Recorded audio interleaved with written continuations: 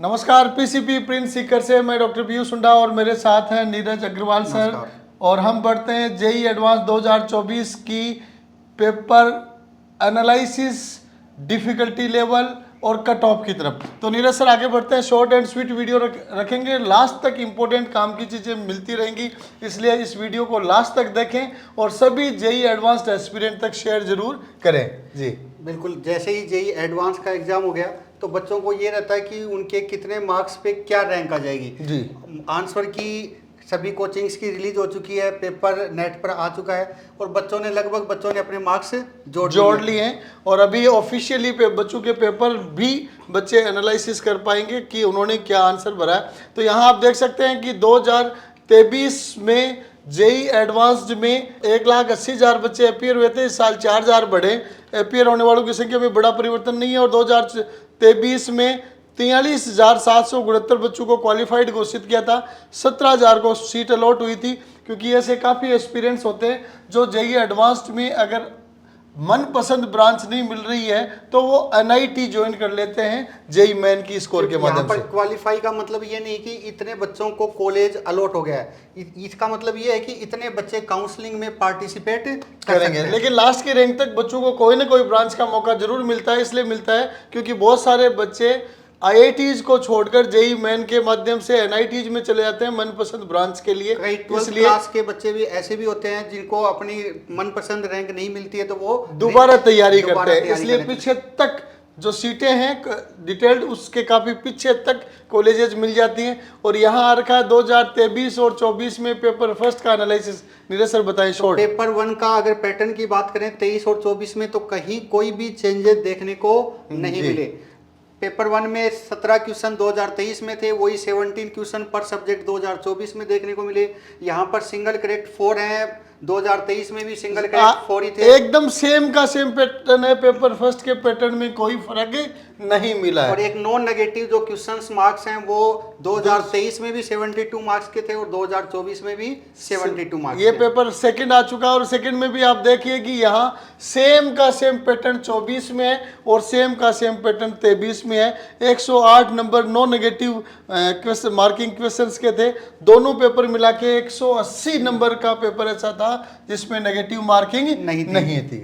जी फिर आते हैं इंपॉर्टेंट चीज की तरफ। सबसे इंपॉर्टेंट कट ऑफ को डिसाइड करने के लिए सबसे इंपॉर्टेंट फैक्टर यहाँ है कि पेपर का डिफिकल्टी लेवल कैसा था। अगर यहाँ पर डिफिकल्टी लेवल की बात करें तो 2023 में फिजिक्स का इजी टू मॉडरेट था, जबकि 2024 में मैथ्स को इजी टू मॉडरेट कहा जा रहा है। इसी प्रकार 2023 में maths moderate to difficult level का था, जबकि 2024 में physics moderate to difficult level है। यानी फिजिक्स और मैथ्स का लेवल आपस में इंटरचेंज हो चुका है। अगर केमिस्ट्री की बात करें तो कोई बहुत ज़्यादा बदलाव देखने को मिला नहीं। 2023 में भी मॉडरेट लेवल था, 2024 में भी मॉडरेट लेवल था।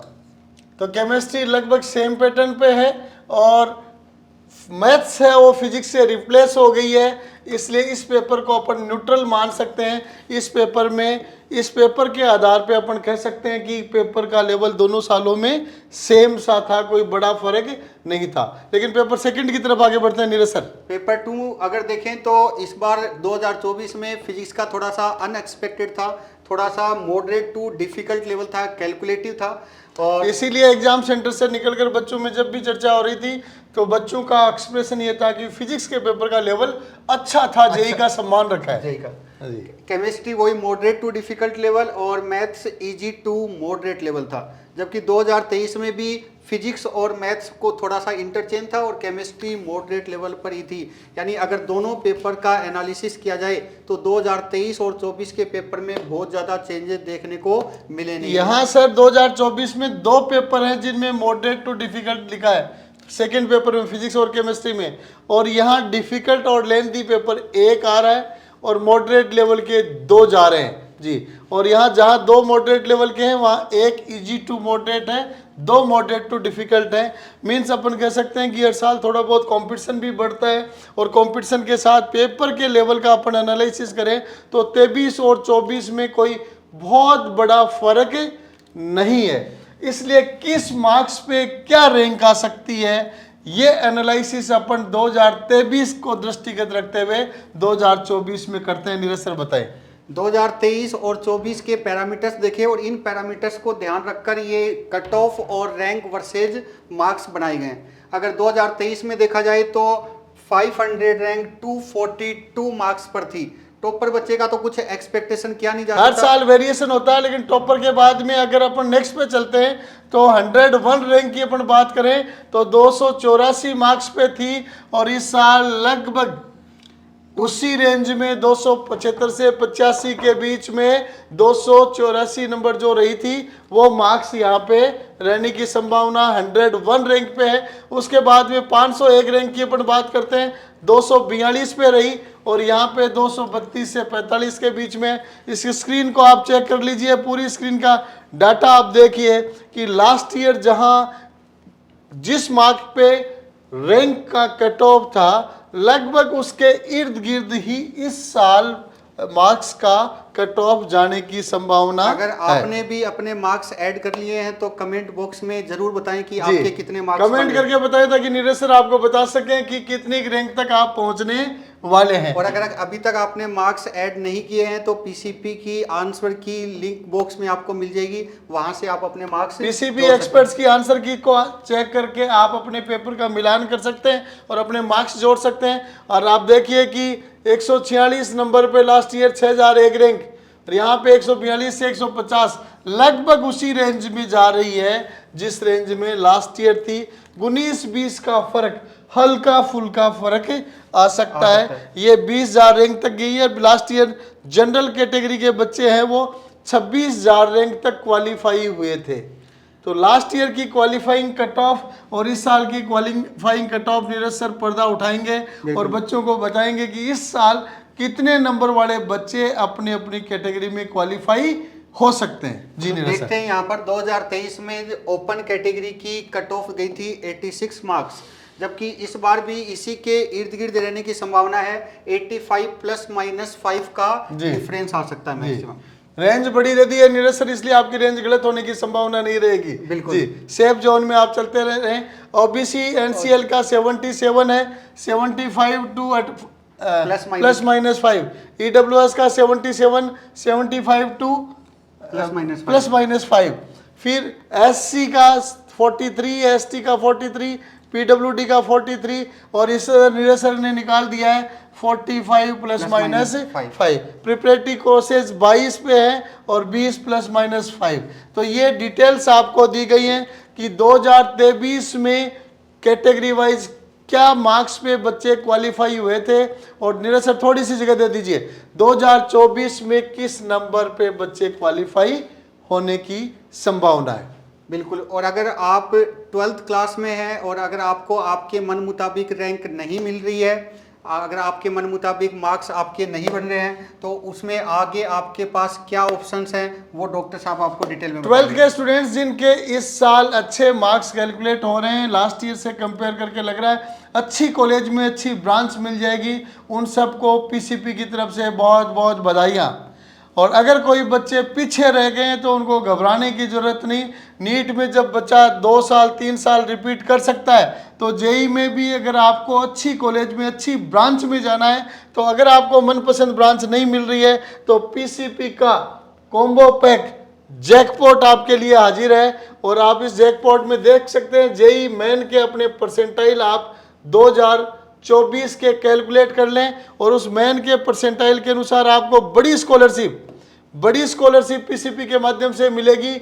जनरल ओबीसी के जो बच्चे 95 परसेंटाइल से ऊपर जेई मेन में है, उनके लिए टोटल पेएबल फीस केवल 11,000 रुपये, 93 टू 94 केवल 20,000 रुपये, 91 टू 92.99 केवल 30,000 रुपये। इस तरीके से आपके 79 परसेंटाइल से ऊपर है तो आपकी स्कॉलरशिप शुरू हो जाती है, और 95 परसेंटाइल पे आपके केवल 11,000 रुपये जेई एडवांस की फीस रहती है। उससे ज़्यादा रुपए का बच्चा कागज ले जाता है, मीन्स पढ़ाई उसकी पूरी निःशुल्क आप मान सकते हैं। जेई एडवांस की रैंकिंग के अकॉर्डिंग भी स्कॉलरशिप रखी गई अभी नीरज सर इसको अपन जेई एडवांस और मैन दोनों में कन्वर्ट कर दिया।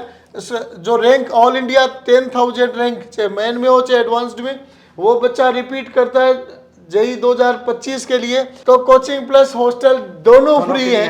15,000 ऑल इंडिया रैंक तक कोचिंग फ्री, हॉस्टल 50% है और जेई एडवांस क्वालिफाइड। इसको ध्यान से सुने, ये एडवांस क्वालिफाइड है, मेन में क्वालिफाइड के आधार पे स्कॉलरशिप का चार्ट अलग है। जेई एडवांस में जो भी बच्चा क्वालिफाइड होता है वो आगे रिपीट करता है तो उसके लिए कोचिंग फीस 100% फ्री है। अब इसके लिए हमने फर्स्ट 20 एडमिशन, फर्स्ट 50 एडमिशन का टारगेट ले रखा है। उसमें जो बच्चे आएंगे उनको ये बड़ी स्कॉलरशिप मिलेगी। बिल्कुल, तो देख सकते हैं 2023 का और 2024 के पेपर में बहुत ज़्यादा डिफरेंसेस देखने को मिले नहीं, तो कट ऑफ भी लगभग उसी के अराउंड रहेगी। तो dear aspirants, PCP, Prince Sikar, IIT JEE और नीट दोनों के लिए मजबूत फैकल्टी टीम के साथ, शानदार सिस्टम के साथ बच्चों को तैयारी करवा रहा है। तो जेई एडवांस 2025 के या 26 के जो भी एस्पिरेंट्स हैं वो समय रहते हुए पीसीपी से जुड़ें। पीसीपी की बहुत सारी यूएसपीज हैं जो अपने आप में पीसीपी को यूनिक बनाती हैं। शानदार रिजल्ट्स, मजबूत फैकल्टी टीम, यूनिक एनवायरनमेंट, एक ही कैंपस में सारी सुविधाएं, stable system, quality of test series, ये सब चीज़ें आप देखेंगे तो पीसीपी की यूएसपी हैं। इसलिए जो बच्चे जेई 2025 या 26 के एस्पिरेंट्स हैं वो तुरंत पीसीपी ज्वाइन कर सकते हैं। नए बच्चे हर सोमवार और बृहस्पतिवार को प्रारंभ हो रहे हैं। आप सभी का स्वागत है, अभिनंदन है। नमस्कार, जय हिंद।